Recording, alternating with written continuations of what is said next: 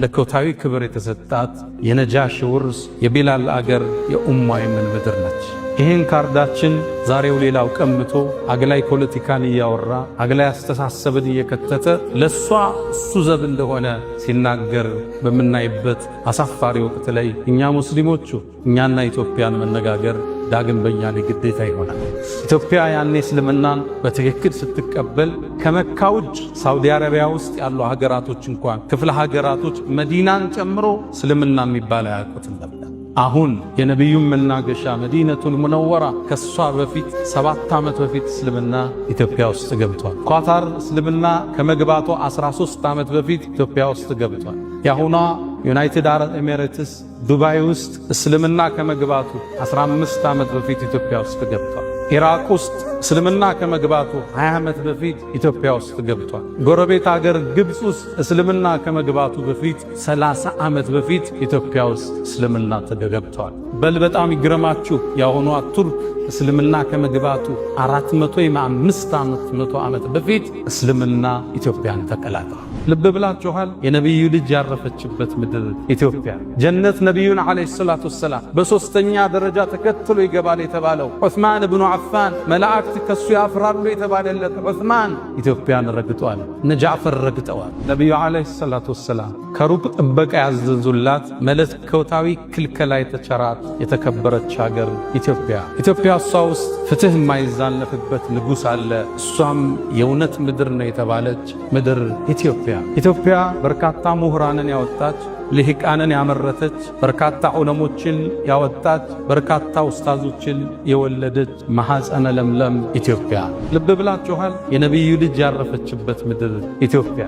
ጀነት ነቢዩን ዓለይሂ ሰላቱ ወሰላም በሶስተኛ ደረጃ ተከትሎ ይገባል የተባለው ዑስማን ብኑ አፋን መላእክት ከሱ ያፍራሉ የተባለለት ዑስማን ኢትዮጵያን ረግጧል። እነ ጃዕፈር ረግጠዋል። አሳዛኝ ሆኖ ትርክቱ ተበላሽቶ በቢላል ስም የሚጠራ ጎዳና ማጣታችን፣ በቢላል ስም የሚጠራ ሙዚየም ማጣታችን አሳዛኝ ነው። እንደ ሀገር እንደ መንግስት ማለት ነው። ኢትዮጵያ 31 ሰሃባው ከርሰ ምድሯ ውስጥ አጸደገላቸው አረፏል። 31 ሰሃባ እንደተቀበሩ ታውቃላችሁ? ይህን ታሪክ ማን ያወራል? በርካታ ሰሃባዎች እትብታቸው የተቀበረበት የተወለዱበት መሬት ነው ኢትዮጵያ። ለኛ ኢትዮጵያ ቀላል።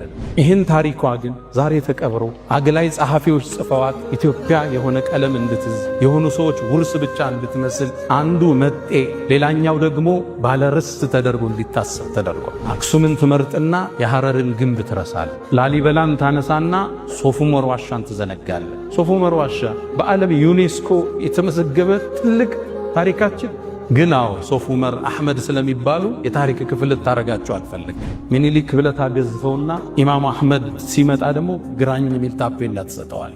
በዚህ መልኩ ሀገራት እየተዘለለ እየተመረጠ የተወሰኑ ሰዎች ብቻ የሚታወሱበት ሌሎች የተደፈቁበት ሀገር መሰረት። ይሄ የታሪክ ትርክትና አስተሳሰብ ነው ዛሬ አክሱም ላይ ያሉ ወንድሞቻችንን መከራ እያበላቸው ያሉ። ሙስሊሞቹ እዛው ተወልደው ቋንቋቸው እዛው እትብታቸው እዛው ተቀብረው ዛሬ ለመቀበር 30 እና 50 ኪሎ ሜትር ከከተማዋ መውጣት ይጠበቅባቸው። ይሄ ትርክት ይሄን አስተሳሰብ ፈጥሮ አለፈ።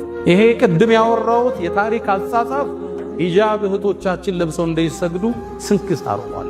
አሁን በየፖለቲካው ምህዳር የምታዩ ንግዱ ቦታ ላይ የምታዩ ክፍተቶች ሁሉ የዚህ አስተሳሰብ ውጤት። ከፈሎ መጤ ከፈሎ ደግሞ ባላል። እዚህ ሀገር ቀድሞ የገባው ማን ነው? ክርስትናው እስልምና። ከሰሜኑ አካባቢ ክርስትና ቀድሟል። አዲስ አበባን ይዞ ወደ ታች ደግሞ እስልምና ቀድሟል። ሚኒሊክ ግዛታቸውን አስፋፍተው ሐረርን ጅማን ከማቀፋቸው በፊት ጅማ እኮ እስላማዊ ሀገር፣ ሀዲያ እኮ እስላማዊ ሀገር ነች። ሐረር እኮ እስላማዊ ሀገር ነች። የእስልምና የመገበያያ ሳንቲም ያላት ሀገር ነች። የራሷ ጦር ያላት ክፍለ ጦር ያላት ሀገር። እሷን ስታቅፋት እስልምና ቀድሞ ነበር እዛ ውስጥ። ስለዚህ አዲሷ ኢትዮጵያ ውስጥ የሆነ ቦታ ላይ ቀድሞ ይገባል፣ የሆነ ቦታ ደግሞ ቀድሞ ሌላ ሃይማኖት ገብቷል። የሁለቱ ውህደት እንደ ድሮው አንዱ አንዱን ደፍቆ የሚኖርበት ታሪክ አክትሟል፣ ተቀብረዋል። አሁን ሁሉ ጋር አቅም አለ፣ ሁሉ ጋር ቁጥር አለ፣ ሁሉ ጋር ጉልበት አለ። አሁን የሚነሳው ክፍተት፣ አሁን የሚነሱ ግጭቶች እንደ ድሮ በቀላሉ የሚቆሙ አይደለም።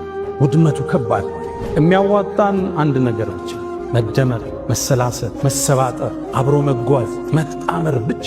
ተባብረን እንደግ ስትል የናንተም የኛም ሀገር ሁሉም እኩል ነፃነት አግኝቶ ሁሉም ቤተ እምነቱን ገንብቶ ሁሉም ሃይማኖቱን በነጻነት አድርጎ ከዛ በኋላ ያለውን በእውቀት እንደያይ ያና ሃይማኖት ከኔ ጋር በእውቀት አውርደን እውቀት ሲያሸንፍ አባል ይሆን